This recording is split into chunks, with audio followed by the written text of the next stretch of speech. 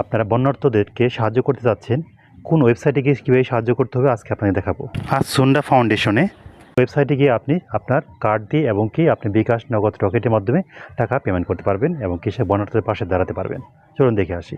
Viewers, প্রথমে আপনার সেটের ক্রোম ব্রাউজার আছে, সেখানে আপনি ক্লিক করবেন। ক্লিক করার পরে লিখবেন আসুন্ডা ফাউন্ডেশন। এই ফাউন্ডেশনে আপনি উপরে দেখতে পাচ্ছেন, এখানে ক্লিক করবেন। ক্লিক করার পর দেখুন একটা ওয়েবসাইট চলে আসছে, লেখা আছে অনুদান তহবিল। এখানে ক্লিক করবেন, লেখা জরুরি বন্যা তহবিল, এখানে ক্লিক করলাম। ক্লিক করার পরে আপনার ফোন নাম্বার দিলাম, তা অনুদানের পরিমাণ আপনি কত টাকা দিতে চান, 2000 টাকা। তারপর দান করুন, এখানে ক্লিক করবেন। তারপরে এরকম একটা পেজ আসবে, এখানে আপনি কার্ড অথবা মোবাইল ব্যাংকিং অথবা নেট ব্যাংকিংয়ের মাধ্যমে, ব্যাঙ্ক অ্যাকাউন্টের মাধ্যমে আপনি ট্রান্সফার করতে পারবেন।